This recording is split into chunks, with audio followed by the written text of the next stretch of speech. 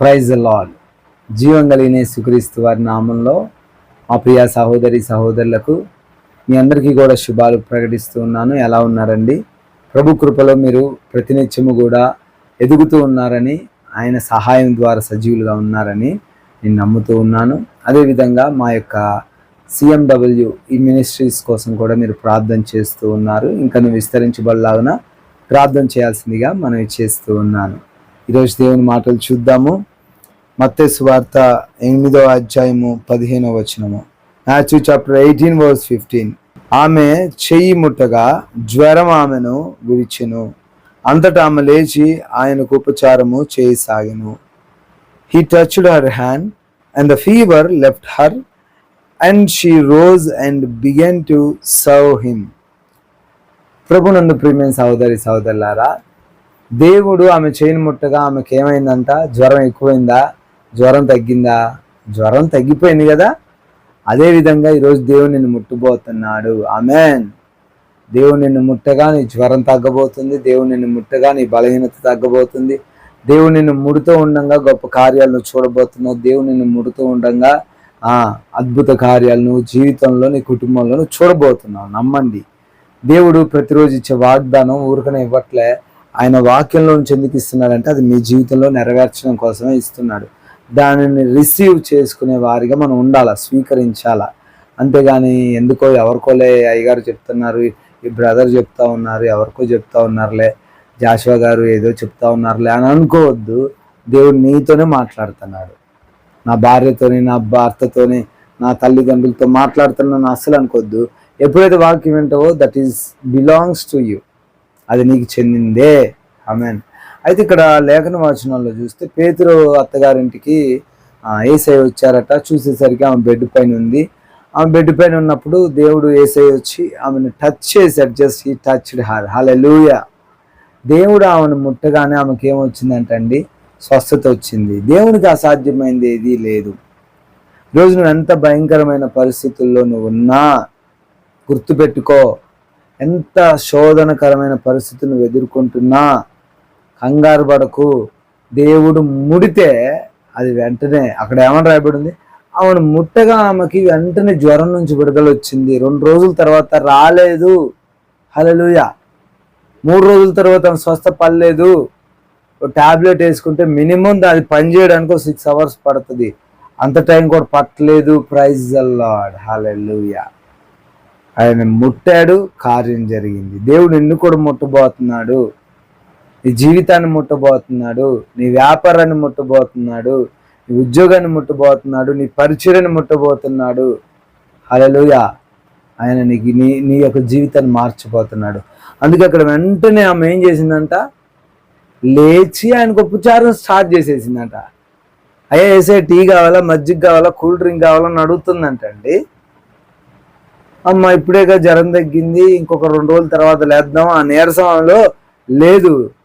God will recover as soon as possible. దేవుడు ఏం చేస్తాడట? నిన్ను త్వరగా రీకవర్ చేయగలడు.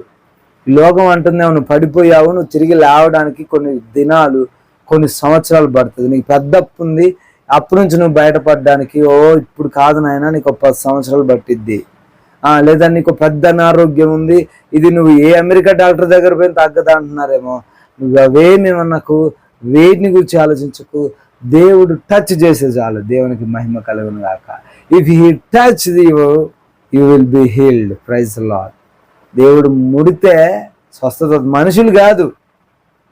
టచ్ అని మనుషులు ముడితే రాదు. మనుషులు అంటే రాదు. దేవుడు ముట్టాలి. జ్ఞాపకం పెట్టుకోండి. దేవుడు ముడితే అద్భుతం జరుగుతుంది, ఆశ్చర్యం జరుగుతుంది.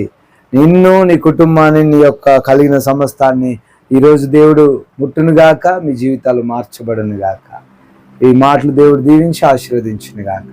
మీ యొక్క ప్రార్థన అవసరతలు తెలియపరచండి. భారం కలిగి మీకోసం ప్రార్థన చేస్తున్నాం. అనేక అద్భుతాలు జరుగుతున్నాయి. కింద ఉన్న నెంబర్కి మీరు కాల్ చేయొచ్చు, వాట్సాప్లో మెసేజ్ పెట్టచ్చు, కింద కామెంట్స్లో మెసేజ్ పెట్టచ్చు. మేము ప్రతి మెసేజ్ చదువుతున్నాం, రిప్లై ఇవ్వట్లేదు అనుకోకండి, కానీ ప్రతి మెసేజ్ చదువుతున్నాం. ఖచ్చితంగా మీకోసం ప్రార్థన చేస్తున్నాము. మే గాడ్ బ్లెస్ యు ఆల్. ఇంతవరకు వాక్యాన్ని విన్నాం కదా. మరి విన్నటువంటి వాక్య భాగమును బట్టి ప్రార్థించుకుందాము. ప్రతి ఒక్కరు కూడా ప్రార్థనలో ఏకీభవించగలరు. ప్రార్థన. మహాపరిశుద్ధుడా, మహోన్నతుడా, సర్వశక్తిమంతుడా, సర్వాధికారి, గొప్ప తండ్రి, మీకు వందనాలు, స్తోత్రాలు ప్రభా. అత్యున్నత సింహాసనముపై ఆసీనుడై ఉండి నిత్యము వేవేల దూతల చేత గాన ప్రతిగానములు అందుకుంటున్న తండ్రి, మీకు స్తోత్రములు అయ్యా.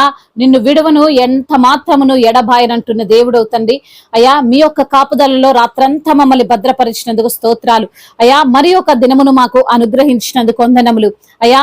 నిన్ను స్తుతించే మనసు, మిమ్మల్ని ఆరాధించే మనసును మాకు దయచేసినందుకు వందనములు. ఈ రోజు నా పని పాటల్లో మీరు వారికి తోడుగా ఉండండి ప్రభ. వారు చేస్తున్న ప్రతి ఒక్క పనిలో ఆశీర్వాదాన్ని దయచేయండి. ఏ పని అయితే వారు ప్రారంభిస్తున్నారో ఆ పని, ఆ ప్రారంభము తండ్రి సక్సెస్ఫుల్ గా ఉండునట్లుగా సహాయము దయచేయండి.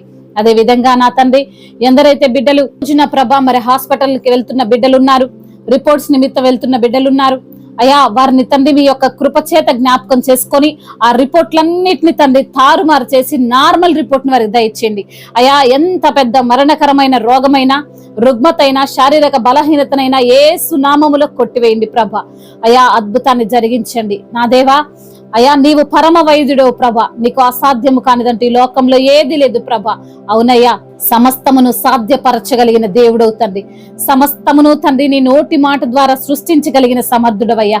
అవును ప్రభ, బిడ్డల యొక్క ఆరోగ్య విషయంలో ప్రభ మీరే సహాయము దయచేయండి. మంచి ఆరోగ్యం, ఎముకల్లో సత్తువ, బలమును మీరు సమృద్ధిగా బిడ్డలకు మీరు అనుగ్రహించమని వేడుకుంటున్నాం.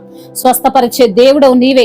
నీవు పొందిన దెబ్బల చేత, నీవు కార్చిన రక్తము చేత బిడ్డలకు స్వస్థత కలుగుతుంది. మేము నమ్ముచున్నాం ప్రభ.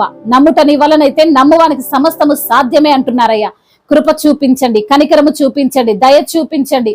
అదే విధంగా నా ప్రభ, అప్పుల భారాల నుండి విడుదల దయచేయండి, ఆర్థిక పరమైన ఇబ్బందుల నుండి విడుదల దయచేయండి ప్రభ అయ్యా. ఆకాశ పక్షులను తండ్రి అద్భుతముగా పోషిస్తున్న దేవుడవు ప్రభ, నీ బిడ్డలైన వారిని తండ్రి అంతకంటే ఎక్కువగా తండ్రి పోషిస్తున్న దేవుడవు, బలపరుస్తున్న దేవుడు అని బిడ్డలు ప్రభ అయ్యా. నీపైన ఆధారపడేటువంటి కృపను దయచేయండి. నిన్ను ఆశ్రయించిన నరుడు ధన్యుడు అంటున్నావు తండ్రి, మీరే సహాయము దయచేయండి తండ్రి అయ్యా. నీ భారము నా మీద మోపము, నేను నిన్ను ఆదుకుంటానంటున్నారు తండ్రి. బిడ్డలకున్న భారం అంతటిని కొట్టివేయండి ప్రభ. ఆ దిగులు, ఆ డిప్రెషన్ అంతటి నుంచి విడుదల దయచేయండి అయ్యా. మీరే బిడ్డలకు తోడుగా ఉండండి. నేను నీకు తోడుగా ఉన్నాను, భయపడకము, దిగులు పడకము అంటున్నారు తండ్రి. అవునయ్యా, మనుషులకు తోడుగా ఉంటే ప్రభా మేము కృంగిపోతామేమో కానీ తండ్రి, మీరు మాకు తోడుగా ఉంటే ప్రభా మాకు కృంగుదల రాదయ్యా. మీరు మమ్మల్ని రక్షించే దేవుడు, కాపాడిన దేవుడు, మా కొరకు ప్రాణం పెట్టిన దేవుడు తండ్రి అయ్యా. బిడ్డలు ప్రతి ఒక్కరు మీ పైన విశ్వాసం ఉంచేటువంటి కృపను దయచేయమని వేడుకుంటున్నాము తండ్రి. అదే విధంగా మరి ఎందరైతే భార్యాభర్తల మధ్య విభేదాలతో ఉన్నారో వారి కుటుంబాలను తండ్రి మీరు కట్టండి ప్రభ అయా. భార్యాభర్తల మధ్య సమాధాన స్థితిని దయచేయండి తండ్రి అయా. ఇరుగు పొరుగు వారి మధ్య సమాధాన స్థితిని దయచేయండి ప్రభ అయా. అందరూ ప్రభ ఒకరినొకరు అర్థం చేసుకొని జీవించే భాగ్యాన్ని దయచేయండి. సంతోషము, సమాధానమును, నెమ్మదిని బిడ్డలకు దయచేయండి అయ్యా. యవన బిడ్డలను కూడా మీ చేతికి అప్పగిస్తున్నాం. యవన వయసులో మీ కాడిని మోసే కృపను దయచేయండి తండ్రి అయా. మీ యొక్క వాక్యానికి వారు లోబడి జీవించినట్లుగా సహాయము దయచేయండి తండ్రి. నీ వాక్యమే నా పాదములకు దీపము అంటున్నాడయ్యా భక్తుడు. అవునయ్యా, నీ వాక్యము చేత మమ్మల్ని బ్రతికించండి. నీ వాక్యము మమ్మల్ని లేవనెత్తుతుంది నా ప్రభ. అట్టి కృపను మా అందరికీ మీరు దయచేయమని వేడుకుంటున్నాం.